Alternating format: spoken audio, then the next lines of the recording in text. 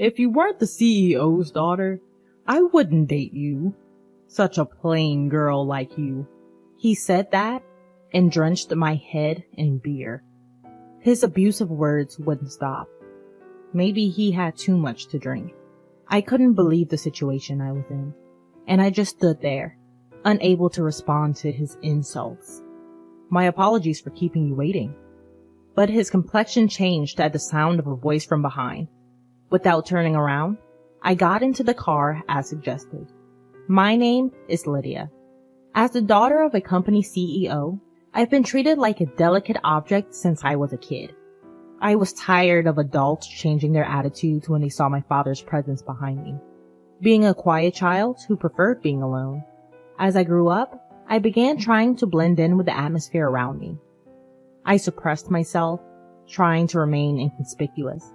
Even the friends I made through such efforts would distance themselves from me once they learned about my father's job.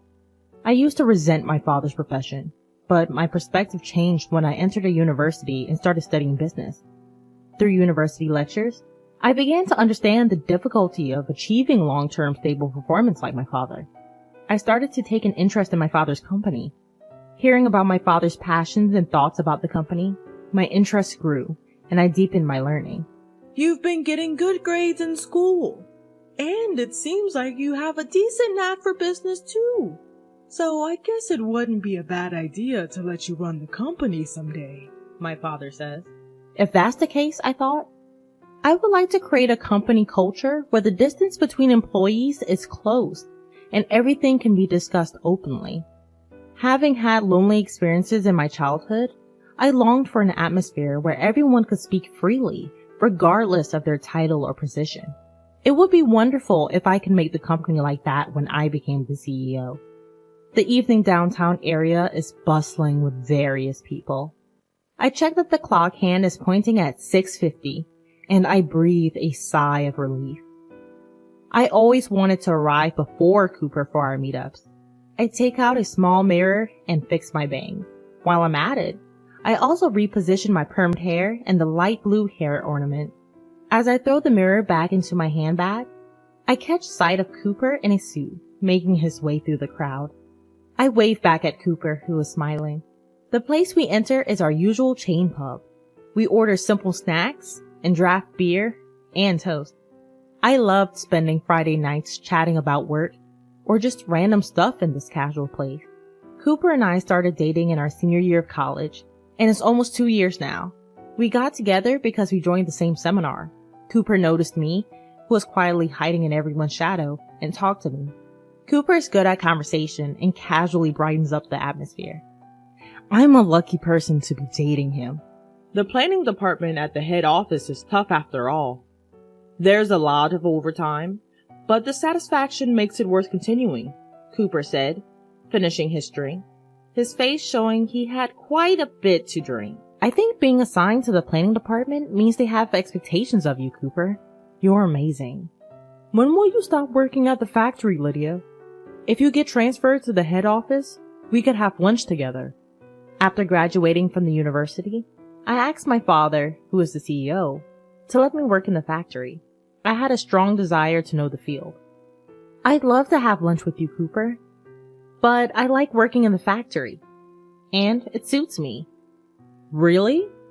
I think you're more suited to working at the head office, dressed up and not in work clothes. Cooper looks at me, as if gauging my reaction. That's not true. I feel comfortable in my work clothes, Cooper. Can we order more food? I'm getting hungry. Something feels off. I managed to sidestep it, but lately, I have the feeling that Cooper wants to say something. Could he have found out that I'm the daughter of the CEO? The thought suddenly crosses my mind, and I feel a chill down my spine. I remember how my friends drifted away once they found out I was the CEO's daughter. I didn't want to go through that again. I couldn't tell Cooper that I was the CEO's daughter, and he must never find out. Being swayed on a sparsely populated down train, I was gazing out the window. Enjoying the scenery beyond the glass was my daily routine during my commute. It's a beautiful Monday. As the train moves, the scenery changes from a landscape lined with gray buildings to one rich with greenery and trees. My stop is soon after we cross a particularly large river. The river's surface shimmers, reflecting a vibrant blue.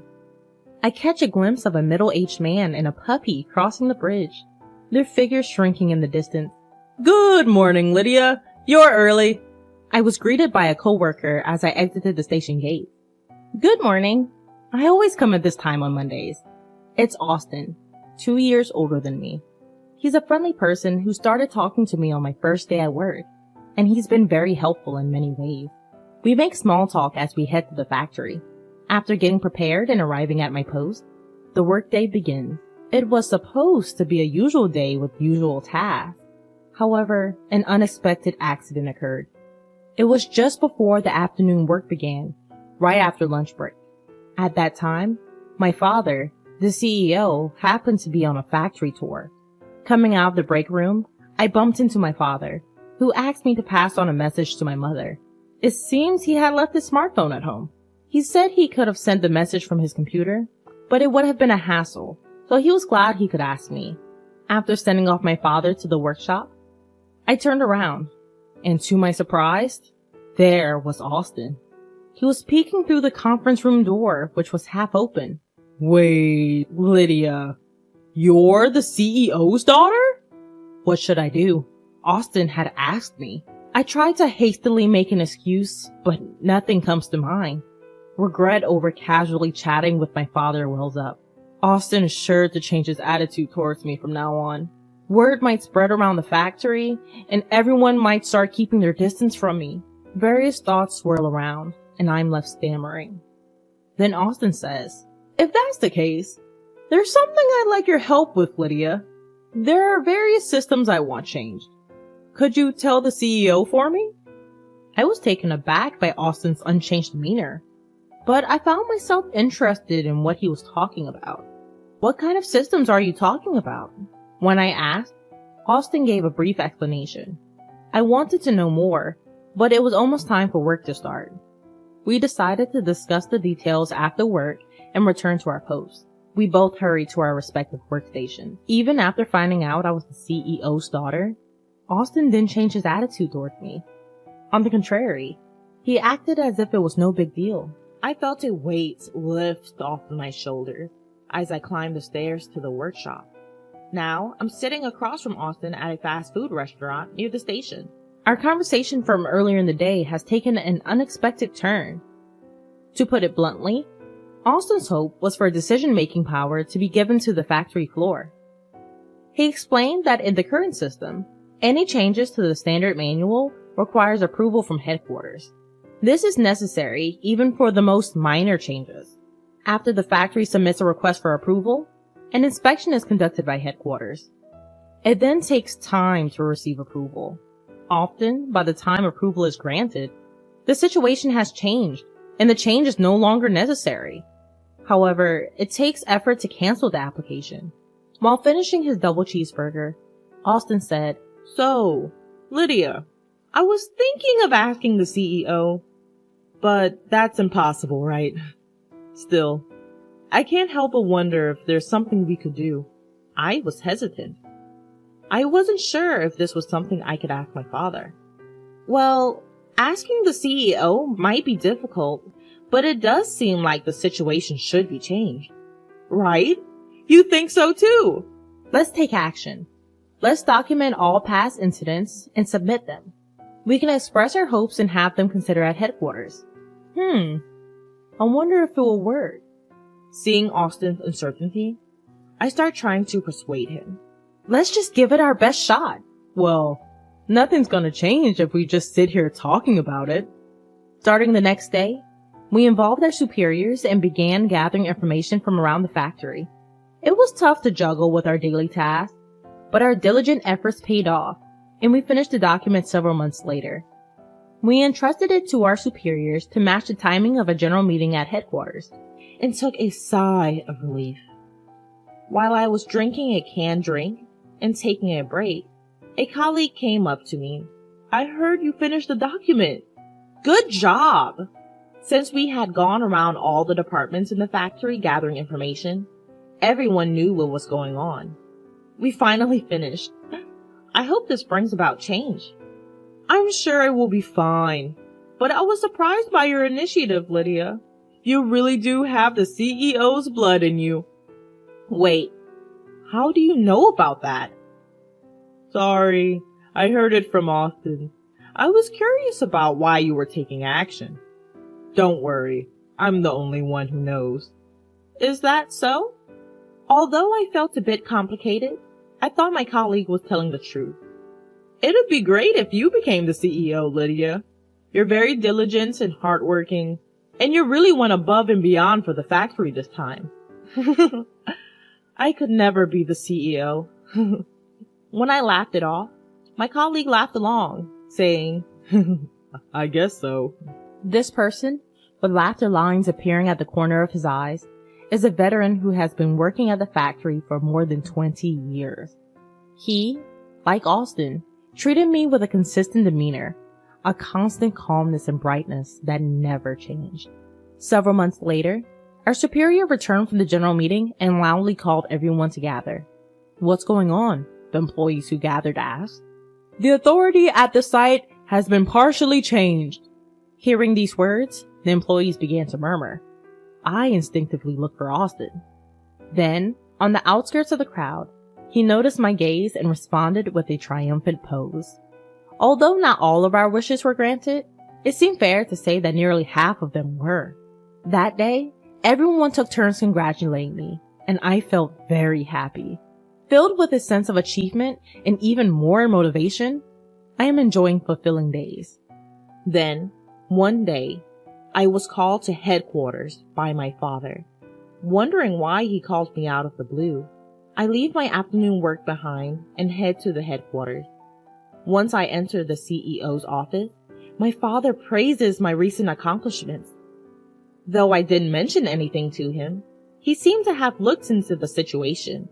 Apparently, this incident significantly boosted the company's numbers, and after my father had a good laugh, he made a serious face and said to me, Lydia, you have a sense for management and vitality. How about you start taking over the role of CEO in earnest? Hearing my father's words, I thought that I wanted to give it a try. A workplace where employees are vibrant because their opinions are heard and improvements are made. If I become CEO, I can move things on a larger scale. I can make it as comfortable as possible to work. But with that, the responsibility also becomes heavier. I might have almost made up my mind. But I asked him to let me think about it and went home that day. I questioned myself alone in my room. Can I really do it? Can I fulfill this responsibility? I had trouble falling asleep that night, and the next morning, despite the lack of sleep, I visited my father at the headquarters with a clear mind. About our conversation yesterday, I would like to take on the role. I appreciate your trust in me. I bowed deeply. My father said, That's great. Thank you. And started talking about the future schedule. What? Lydia's gonna be the CEO? Austin, please don't raise your voice so much. Only Austin and I were in the break room during lunch break. Thinking the timing was just right, I told him about my decision to become CEO. Sorry. But I never thought you'd really become CEO. Everyone will be surprised. That's the thing. I think I'll be transferred to the headquarters soon, and I've been worried about how to explain it to everyone. Why not just tell them the truth? I'm a little scared to tell them I'm the CEO's daughter. Taking a deep breath, I shared the events of the past, about how close friends had drifted away, the sadness I felt when people were distant with me, and about my childhood when I tended to close off my heart. Austin, who listened to my story with compassion, said this, There might be people who can't interact with you the same way as before, Lydia. We can't know for sure. But everyone knows how hard you've worked this time. I think they trust you. Plus, surprisingly, many people might not change their attitude. Could that be true? Although I felt somewhat relieved hearing Austin say that, my heavy memories were rejecting any further thought. In the end, I only gave a vague reply. When I checked my smartphone on the way home from work, I had a message from Cooper. I hadn't seen Cooper in a while, just when I thought I had some breathing room from being busy with document preparation for the headquarters. Cooper's peak season had started. It's not just about everyone at the factory. I need to think about Cooper too. Swaying on the train, I let out a sigh. Could I really say the truth from my own mouth? What would happen if I told them? After a while, the dates of my transfer to the headquarters was confirmed. I would be leaving the factory in a few weeks. Unsure of how to tell everyone, I spontaneously dropped by the document room. In the dusty room where various documents were stored, I opened a cardboard box near the entrance and pulled out a thick bundle tied with a black string. It was my work diary from the past. Looking back from my first day of work, forgotten memories come back. The times when I was a novice who knew neither left nor right. When I was taught work carefully. When a senior colleague spoke to me as I learned the job. And when someone treated me to canned coffee when I was down about making a mistake. As I looked at the diary, my mind became set. It's not about whether they accept me or not. I'll convey the truth with gratitude for everything so far, and sincerity. With that decided, I left the document room. On Monday's morning assembly, I was to tell my colleagues about my transfer. Prompted by my boss, I stepped forward and bowed. Wondering what it was about, everyone was waiting for me to speak. Austin and a colleague who knew the situation were watching from the back of the circle. I told them that I was the CEO's daughter and that I was going to take over the company, and I expressed my gratitude. To my surprise, I was able to say it smoothly, as if I had never been troubled. While being surprised at myself, I looked at everyone's reaction. While they seemed to be shocked, Austin raised his voice saying, "Congratulations!" and more voices of agreement followed. Somehow the atmosphere softened and I felt relieved. I gratefully received the encouraging words, feeling refreshed. Later, everyone invited me out for drinks. They said it was a celebration for my becoming CEO, so we headed to a pub, much like a year-end party. The large number of participants made me so happy, I felt like crying. I felt confident that I was being accepted to this extent. Since it was a celebration, they booked a different restaurant than usual, and we all got on the train. We got off after about 15 minutes, arriving at a popular pub known for its delicious seafood. We livened up the place with random chat, and as the drinks flowed, I was wrapped in a fluffy sense of joy. After a while, I checked the time, and nearly 2 hours had passed. Wanting to sober up a bit, I headed to the restroom. The pub was bustling at 8 p.m. Every seat was filled. As I was looking around, intrigued by this first-time visit, a familiar voice caught my ear. Involuntarily, I paid attention. The voice seemed to be berating someone. Contrary to my desire to leave immediately, my body was moving toward the source of the voice. It was a strange feeling, as if my body wasn't my own. Everyone in the seminar knew, even though she tried to hide it. If she weren't the CEO's daughter, no one would date such a plain girl. At the table of 4 men in suits, there was the person I expected. She works in a factory, but is she really the CEO's daughter? She dresses so plain. I never feel like taking her to a nice restaurant. Maybe if she invited me to her family's mansion, I'd be a little motivated. I couldn't comprehend what a familiar and beloved voice was saying. Cooper noticed me standing still. He seemed quite drunk, his eyes fixed. His resentment and hatred for me came through clearly, and I couldn't move. Do you think you're worth something? The only thing you have is your status as the CEO's daughter. Cooper, glaring at me, didn't seem to realize I was actually there. With unsteady steps, Cooper approached me. He tilted the glass in his right hand and poured beer over me. The liquid that had filled the glass drenched my hair and face. Droplets fell, wetting the floor. What a waste of years being with you. Let's break up. Ugh, I'll break up with you. All I could do was nod at Cooper's loud declaration. Quietly moving away from Cooper with my dirtied face, I told my colleagues that I'd be heading home first. Luckily, they were all tipsy and didn't seem to care. As I left the restaurant, the cool night air touched my cheek. The droplets in my hair cooled down, the chill reaching my scalp as if to freeze it. Feeling hesitant to get on the train like this, I reluctantly called for a car. When I was appointed CEO, my father had given me a personal vehicle. The driver assigned to me was someone I had known since childhood, and the car was familiar. I was looking at the national highway filled with cars, wanting to relax in the familiar seat. Then, the entrance of the pub opened, and someone came out. You're still here? Looking so shabby. Really pathetic. Held up by what was probably a colleague, there was Cooper, unstable on his feet. My heart was torn to shreds. I couldn't take any more of Cooper's words. Such violent words. Sorry to keep you waiting, CEO. A voice came from behind me. Cooper looked at me, eyes wide. Please, get in here. Prompted to the back seat, I moved my feet. Wait a minute. That was a joke. You should have told me if you were appointed CEO. Let's keep going out. I saw Cooper desperately trying to convince me over my shoulder. I felt nothing. If anything, a faint sense of disgust. The CEO is tired. Please leave. Once the driver confirmed I was in, he closed the door. As the car started moving, my tears burst forth. They kept flowing, running down from my chin, dropping onto my lap.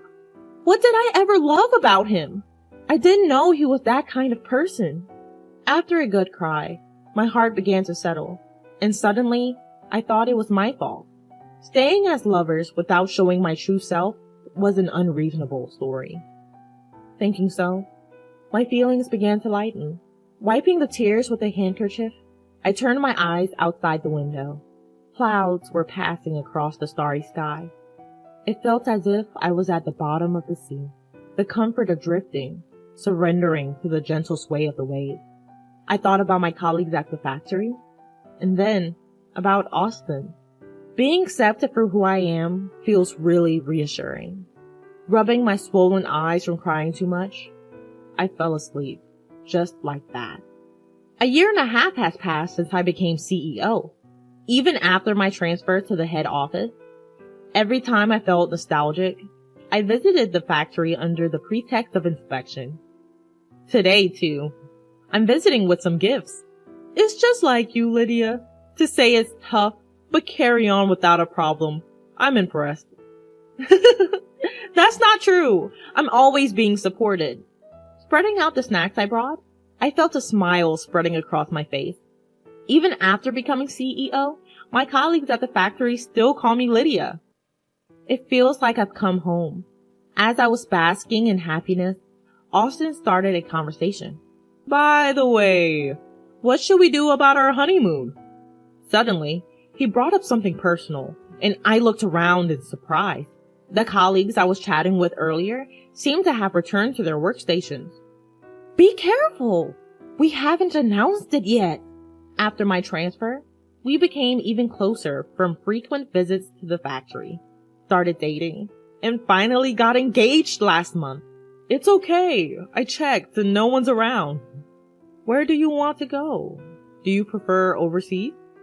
I'd like to go to the sea. My mouth moved before I could think. Why was that? I had always thought that if I were to go with Austin, I'd want to go to the sea. If it's the sea, an island might be nice too. I'll look it up. Austin laughed as I said, I'm looking forward to it. I wonder what color the sea will be as I sit on the beach with Austin in the bright light. Just imagining it makes my heart flutter and my cheeks relax into a smile.